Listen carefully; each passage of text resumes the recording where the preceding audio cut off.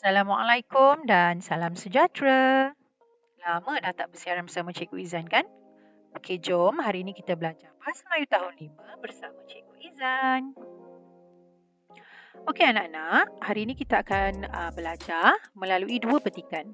Okey, petikan yang pertama bertajuk Uniknya Muzium Ini yang boleh kamu baca dan lihat pada muka surat 107 dalam buku teks Bahasa Melayu tahun 5 kamu masing-masing. Okey, hari ini kita akan belajar tata bahasa iaitu kata ganda penuh. Mari kita lihat apa kata munshi cilik.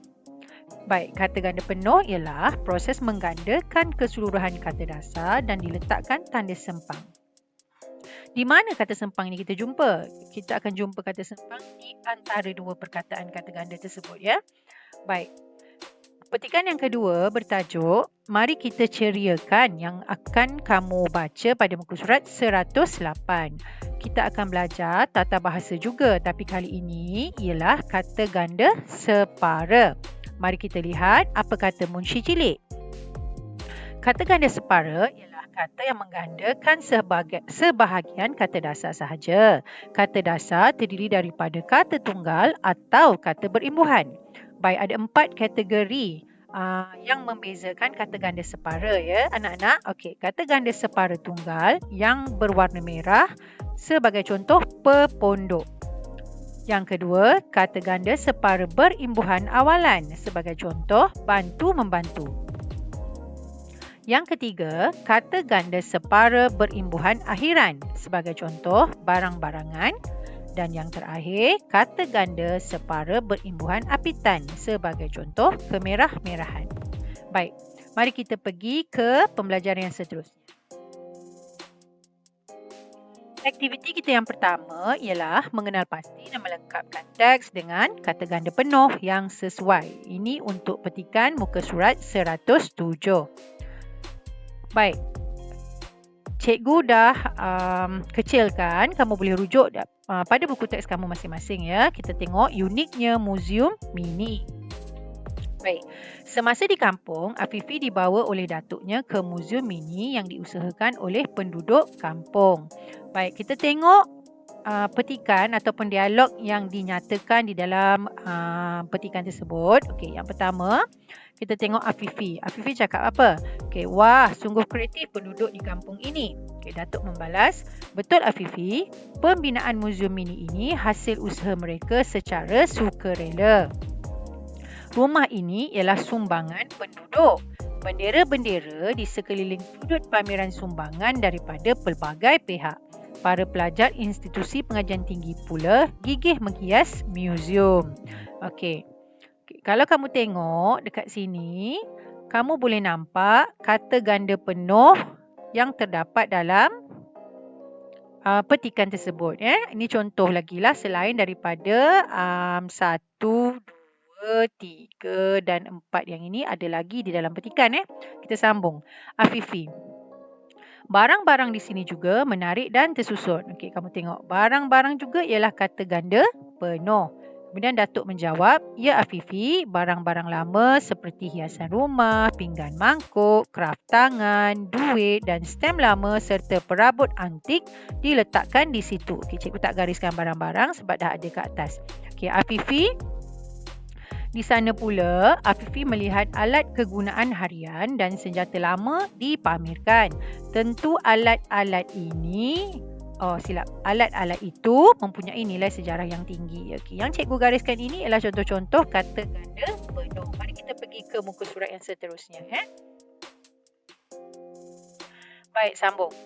Baik, Datuk, sudah tentu Afifi, peminat barangan lama tentu terpegun apabila melihat pameran-pameran barangan yang diletakkan di dalam rak berkaca itu.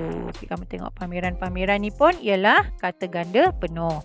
Okay, Afifi jawab, wah itu potret, tempat kosong yang berjasa kepada negara.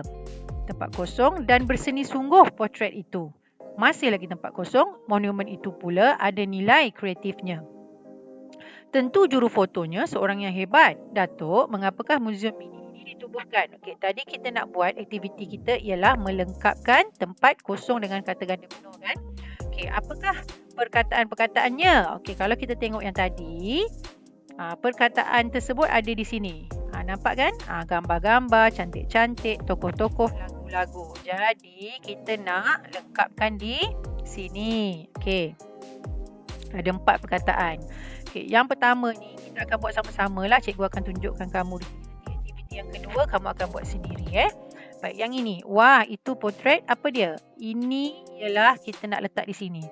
Okey, wah, itu potret tokoh-tokoh yang berjasa kepada negara. Okey, yang ni pula ialah cantik-cantik dan berseni sungguh potret itu. Dan yang ini pula ialah gambar-gambar monumen itu pula ada nilai kreatifnya. Tentu juru fotonya seorang yang hebat. Okey, Datuk, mengapakah muzium ini ditubuhkan? Okey, Datuk jawab. Muzium ini akan menceritakan cara dan resam hidup orang dahulu kepada generasi baru seperti Afifi sekaligus menanamkan sikap patriotik. Afifi jawab, oh begitu. Seronoknya ada juga apa ni? Lagu-lagu patriotik berkumandang sebagai halwa telinga kita. Okey, hari ni aktiviti yang pertama kita dah selesai. Mari kita sambung ya anak-anak. Okey, baik. Sekarang kita nak rujuk ke surat 108 iaitu aktiviti yang kedua. Kita nak mengkategorikan kata ganda separa. Dan yang kedua, kita nak membina ayat menggunakan kata ganda separa. Okay, kata ganda separa tadi, yang pada permulaan tadi cikgu dah bahagikan kepada 4 kategori tadi. Okay, baik, kita tengok petikan dia. Petikan ni cikgu dah bahagi 2 nak bagi besar supaya kamu nampak. Kita tengok. Mari kita ceriakan. Cikgu Zakwan memberi murid-murid penerangan tentang cara hiasan persekitaran sekolah sempena bulan kemerdekaan. Kita tengok yang pertama. Murid boleh menghias pepondok. Yang ini adalah kata ganda separa tunggal. Tadi cikgu dah bagi tahu kan kategori dia ada 4. Okey. Bacaan dan tempat rehat murid dengan menggantung bendera dan bunga raya dengan bebenang. Nampak tak? Kalau kata ganda separa tunggal, biasanya dia tidak ada kata sempang dan dia ada perkataan berulang di hadapan ni. Contoh macam pepondok, bebenang. Nanti kita akan jumpa lagi. Okay, yang seterusnya, barang-barangan itu akan disumbangkan oleh pelbagai pihak. Nampak tak yang berwarna biru ni? Okay, yang berwarna biru ni ialah kata ganda separa. Apa dia? Berimbuhan akhiran. Kenapa akhiran? Sebab ada ditambah imbuhan an di belakang kata ganda. Kan? Okay. Sekarang kita pergi kepada gambar yang kedua. Lebih kreatif lagi jika murid menghias dedawai. Okay, dedawai ni apa pula? Okay, dedawai ni ialah kata ganda separa tunggal. Okay, sambung. Pagar sekolah dengan membentuk kata-kata patriotik daripada botol minuman.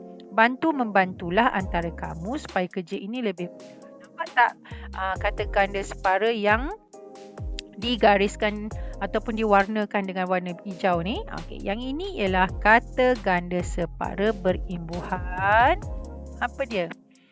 Awalan. Okay, sebahagian ataupun salah satu daripada kata ganda ini ada imbuhan awalan. Nampak kan? Kadang-kadang kamu akan jumpa kata ganda separa yang di hadapannya ada kata ganda awalan. Kadang-kadang ada juga kata ganda separa yang di perkataan keduanya ada imbuhan awalan. Jadi, yang ini ialah kata ganda separa imbuhan awalan. Okay, kita tengok yang kedua. Gambar yang seterusnya. Saya sambung. Yang ketiga, kita baca. Di dalam kelas, wujudkan sudut patriotik yang dihiasi dengan maklumat sejarah. Murid boleh merujuk cikgu sejarah untuk mencari-cari. Ini yang cikgu kata tadi. Kata ganda separa berimbuhan awalan. Yang tadi perkataan kedua dia ada imbuhan awalan. Yang ini perkataan pertama ada imbuhan awalan. Okey. Maklumat patriotik. Murid boleh mengambil gambar sebagai kenang-kenangan. Okey, yang ini apa pula? Okay, yang ini adalah kata ganda separa berimbuhan akhiran sebab dekat belakang kata dasar. Nampak kan? Selalulah kunjung-mengunjung sudut itu nanti. Ini apa pula? Yang ini ialah kata ganda separa berimbuhan awalan sebab pada perkataan yang kedua ada imbuhan awalan. Okey? Baik, kita pergi kepada gambar yang keempat. Di lelangit kelas. Nampak tak ada lelangit ni? Lelangit ni ialah kata ganda separa tunggal. Boleh dihiasi dengan gegantung. Nampak tak gegantung? Gegantung juga ialah kata ganda separa tunggal.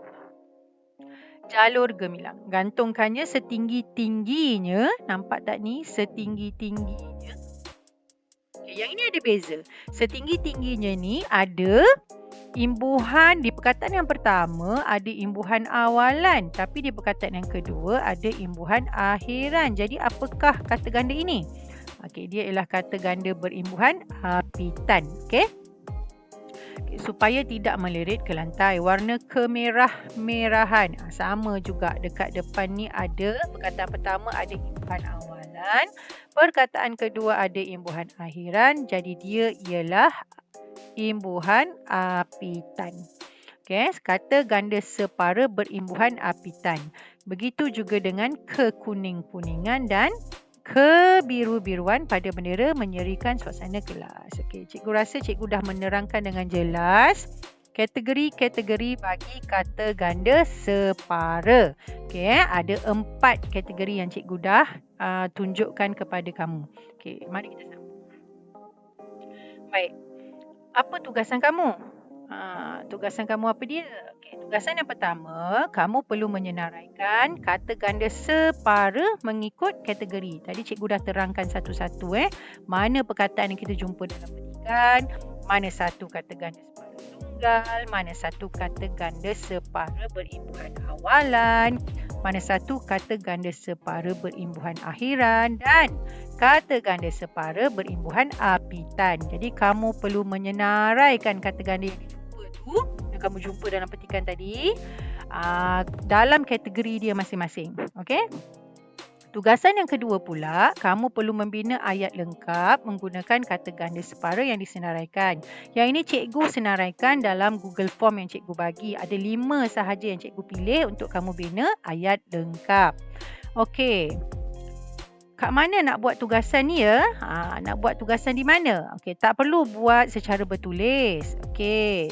Siapkan tugasan pada pautan Google Form yang cikgu berikan di dalam kumpulan WhatsApp 5 setia. Okey, cikgu ada bekalkan dengan pautan ataupun dalam bahasa Inggeris kita panggil link.